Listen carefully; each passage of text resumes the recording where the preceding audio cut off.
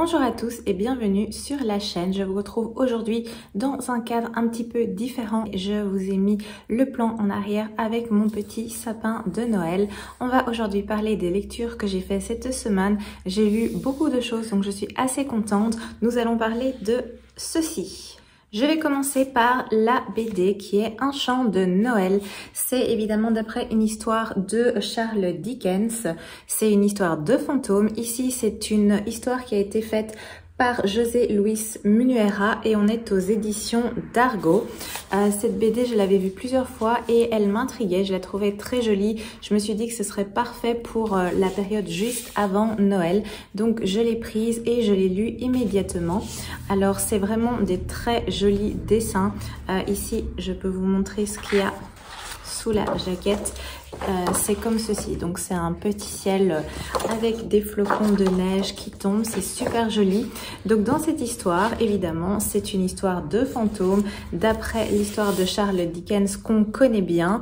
On va donc suivre le personnage de Scrooge qui est avare, qui est vraiment pas un personnage sympathique qu'on connaît bien. Moi je connais cette histoire par le dessin animé, le Noël de Mickey, où on va suivre la même histoire. Donc ici on suit également le personnage de Scrooge. On est la veille de Noël et Scrooge va recevoir la visite de 3 fantômes dans le courant de cette nuit-là. Et ces 3 fantômes vont un petit peu la faire réfléchir au sujet de sa vie, au sujet de son attitude, des actions qu'elle fait, des choix qu'elle prend et à voir si la visite de ces 3 fantômes va changer quelque chose dans la vie de cette personne. Je pense que tout le monde connaît cette histoire donc je vais pas vous en dire davantage. Vous savez comment ça commence, vous savez comment ça finit, mais j'ai vraiment bien apprécié cette lecture même si je connaissais déjà l'histoire. Les dessins sont vraiment très beaux. On a ce style de planche comme ceci. J'ai vraiment apprécié redécouvrir cette histoire parce que ça faisait longtemps évidemment que je ne l'avais plus vue. Ça fait longtemps que j'ai plus vu le dessin animé et ici me retrouver dans cette ambiance. Encore une planche. Donc voilà, j'ai vraiment apprécié cette lecture, redécouvrir ce conte de Noël, cette histoire de Noël, toutes les bonnes valeurs qui s'en dégagent, c'était assez agréable. Je vous parle maintenant de celui-ci qui est Lady Helen, le club des mauvais jours, qui est le premier tome de cette trilogie. C'était ma lecture en cours, donc je vous en avais déjà un petit peu parlé. Il me restait pas grand chose à lire et j'ai pu terminer cette lecture. Je suis vraiment contente. J'ai vraiment apprécié ce premier tome. Donc on est à Londres en 1812 et on va suivre évidemment le personnage de Lady Helen, qui est une jeune fille qui s'apprête à faire son entrée dans le monde. Elle vit chez sa tante et chez son oncle parce qu'on apprend que ses parents sont décédés. Elle va à un moment donné faire la rencontre d'un homme qui s'appelle Lord Carlston, qui a une réputation vraiment pas bonne du tout dans cette société, dans ce monde. Elle va apprendre qu'il fait partie d'un club, le club des mauvais jours, qui est en fait une organisation secrète qui combat des créatures démoniaques qui sont cachées parmi les humains. Donc Lady Helen va aussi découvrir que sa mère faisait partie de ce club et qu'elle avait des aptitudes particulières, des aptitudes incroyables. Et apparemment, ses talents, Lady Helen en aurait hérité. Donc ça, c'est un peu pour l'histoire. Je vais pas vous en dire plus parce que c'est important, je pense, de découvrir aussi l'histoire au fur et à mesure. Mais on se retrouve dans ce genre de contexte. On est à Londres, dans les années 1800. On va suivre du coup cette Lady Helen, ce personnage féminin. On est dans une ambiance de secret, d'intrigue. Il y a beaucoup d'action. C'est assez prenant. Il y a des créatures démoniaques, un peu surnaturelles. Il y a des pouvoirs. Il y a aussi tout ce qui est ambiance de bal, les robes, le faste, etc. Donc il y a vraiment un peu de tout. C'est vraiment un chouette mélange. C'est bien fait.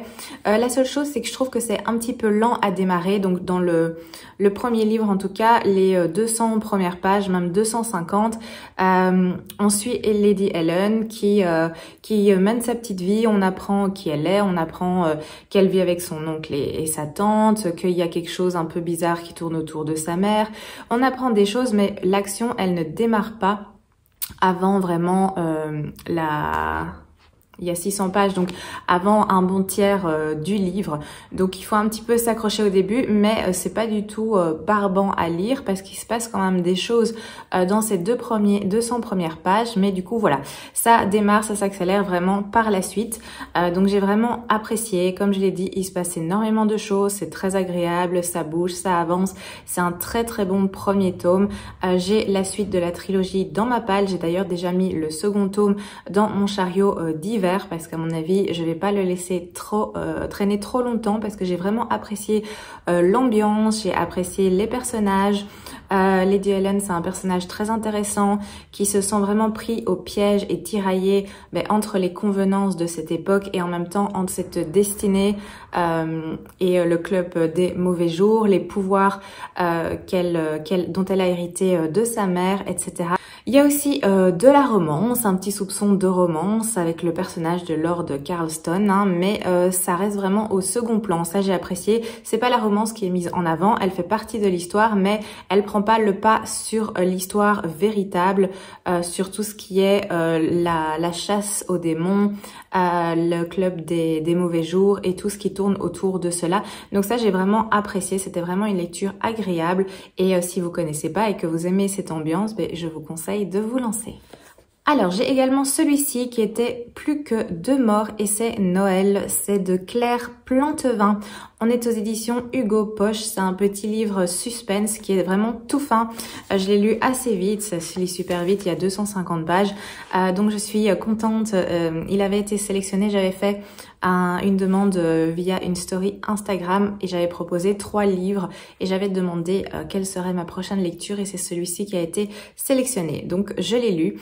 On se retrouve dans un suspense, dans une enquête. En fait, on va se retrouver dans un petit village en France et il y a 2 dames assez âgées qui vont en fait découvrir un cadavre, le corps d'un homme qui se trouve dans la forêt depuis un bon moment. Et en fait, elles disent à la police qu'elles ont retrouvé ce cadavre grâce à une énigme qui se trouvait dans un livre. Et donc, évidemment, une enquête va découler. On va interroger ces 2 dames. On va interroger la personne qui a écrit ce livre, évidemment, parce qu'il a laissé des indices qui menaient pile au lieu où ce cadavre a été retrouvé. Donc, je m'arrête là pour l'histoire, surtout que c'est pas très long. Donc, si je parle trop, je vais vous dévoiler vraiment trop de choses. Mais c'était vraiment bien fait pour un livre aussi fin. Franchement, l'histoire était bien menée. Ça démarre évidemment super vite, hein, on perd pas de temps, on retrouve directement ce cadavre et c'est vraiment bien une histoire bien emmêlée parce qu'il y a des pistes qui conduisent à plein de choses et le dénouement final, je l'avais pas vu venir vraiment. C'était assez surprenant, c'est toutes des intrigues qui sont emmêlées les unes dans les autres. Donc c'était bien fait. J'ai bien aimé cette petite histoire. C'était un bon moment de lecture. Après, c'était pas non plus ma lecture de l'année, mais franchement, c'était un bon petit suspense. Le livre, il a fait son travail. J'avais envie d'un petit suspense en rapport avec Noël et ça a parfaitement fait l'affaire. J'ai également lu le 2e livre de Sophie Jomain qui sont Les étoiles brillent plus fort en hiver. On est aux éditions Charleston. C'est donc un des livres qui était prévu à nouveau pour l'hiver, hein, aux alentours de Noël. Donc j'ai pu le découvrir et j'ai bien aimé aussi. Donc j'avais déjà bien aimé le premier livre que j'ai lu de cette autrice qui est... Les tortues ne fêtent pas Noël ou un truc comme ça, un truc avec des tortues. Et j'ai ensuite enchaîné avec celui-ci. Ce sont des livres qui se lisent assez vite, hein, donc il y a 300 pages, quelque chose comme ça. Non, oui, il y a à peine 300 pages, donc ça se lit vraiment bien. Et ici, on va suivre le personnage de... Le personnage de Agathe qui travaille dans un grand magasin, qui travaille dans des grandes galeries et elle s'occupe de tout ce qui est la décoration de Noël et on apprend qu'en fait le propriétaire vient de décéder et que c'est son fils qui reprend en fait les rênes et ils sont en train de faire les préparatifs de Noël. Ils appellent ça les féeries, c'est vraiment le plus gros événement de l'année. Donc toutes les décorations sont déjà sur place d'après la volonté en fait de l'ancien propriétaire décédé actuellement. Et quand ce fils arrive, il dit en gros à Agathe qu'il veut tout changer. Il veut faire passer un autre message, faire un style différent, des décorations différentes. Mais le truc, c'est qu'il reste vraiment très peu de temps avant Noël. Donc Agathe, eh ben, elle est vraiment pas ravie. Ça représente un travail incroyable. Ça va être très très compliqué, surtout que tout le personnel du magasin eh bien, travaille à cet événement sans compter leurs heures depuis déjà plusieurs jours, plusieurs semaines. Donc ce qu'ils demandent, c'est vraiment c'est impossible pour eux. Mais il insiste, il veut pas lâcher. Du coup, ils vont devoir revoir en fait toute la décoration. Et ça commence comme ça. Donc en fait, on est ici clairement dans une romance de Noël avec deux personnages qui ne s'apprécient vraiment pas au début, qui se clashent tout le temps. Ils vont développer une relation où ils vont se lancer des pics et se manger le nez, mais constamment. Donc on va suivre cette petite histoire. Évidemment, il y a d'autres choses qui vont se passer en parallèle parce que la vie de Agathe, elle est assez particulière, elle est assez compliquée au niveau familial. Et pareil pour le directeur, le fils du directeur, donc qui s'appelle Alexandre. Il a aussi des soucis familiaux, c'est aussi un cadre un peu particulier. En plus, il y a le deuil de son père, etc. Donc on va suivre ces personnages et on va voir un petit peu comment cela va se passer. Et évidemment, ils vont se rapprocher petit à petit. Donc on est clairement ici voilà, dans une romance avec le schéma classique où les deux personnages principaux se détestent au début et après ils s'adorent. Donc voilà, mais moi ça m'a pas dérangé parce que je trouve que c'est bien amené, ça prend son temps, c'est pas la veille ils se détestent et le lendemain ils s'adorent, c'est vraiment évolutif. Donc j'ai bien apprécié cette ambiance, j'ai bien aimé suivre ces deux personnages, je les ai bien appréciés tous les deux, ils ont leur caractère, ils ont leurs défauts, ils ont leurs qualités également et c'est fait avec subtilité, donc j'ai vraiment bien apprécié cette petite histoire. Ça met parfaitement aussi dans l'ambiance de Noël, donc encore une petite idée si vous voulez découvrir ce style de lecture. J'ai également fait la lecture de celui-ci qui est Comment le prince Cardan en est venu à détester les histoires de Holly Black. On est aux éditions Rajo. C'est un livre qui me faisait envie, je l'ai acheté dès sa sortie, il est vraiment magnifique. En dessous il est comme ceci, donc super beau vraiment, il est magnifique. À l'intérieur on a plein d'illustrations, donc on a des pages comme ceci. Ah, il y a aussi les chapitres comme ça, avec plein d'illustrations. Enfin, il est vraiment magnifique. Si vous voulez vraiment avoir un beau livre, eh bien celui-ci conviendra parfaitement. Encore une petite illustration. Bref, c'est vraiment très très beau. Il n'est pas très long, il fait moins de 200 pages et les pages sont assez épaisses et avec les illustrations qui prennent de la place, franchement ça se lit super vite. En une petite après-midi, je l'avais lu. On a aussi à un moment donné des images comme ça en noir. Donc franchement c'est super agréable. Donc évidemment il faut connaître cette série, hein, la trilogie, donc Prince Cruel, le roi maléfique et la reine sans royaume, parce que ça découle évidemment de cette histoire. Ici on suit un des personnages principaux qui est le prince Cardan, qui dans cette trilogie est un personnage pas très agréable, c'est un personnage qui est méchant, qui est cruel, etc.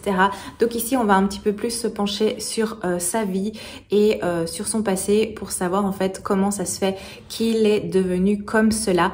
Je vais pas vous en dire plus, je vous suggère de plutôt le découvrir par vous-même, surtout si vous aimez cette saga, si vous avez lu cette trilogie ou si vous prévoyez de la lire. Ceci est un plus vraiment très intéressant. On est comme transporté dans un conte, donc c'est fait vraiment comme si on lisait un conte, pas pour enfants, mais un conte. Donc c'est une ambiance assez agréable, assez cocooning. J'ai vraiment apprécié cette petite lecture. En plus avec les illustrations, c'est vraiment top. J'ai passé un excellent moment lecture et je conseille vraiment, c'était vraiment très très bien fait. Et enfin, dernier livre que j'ai lu, c'est celui-ci, c'est La maison qui parcourait le monde. C'est écrit par Sophie Anderson et ici on est aux éditions L'École des loisirs. Le livre est super beau, regardez, il y a des petits reflets. Le dos est comme ceci avec les étoiles et à l'arrière on a de nouveau les petites les petits éléments de végétation, voilà. Les mots ne voulaient pas venir.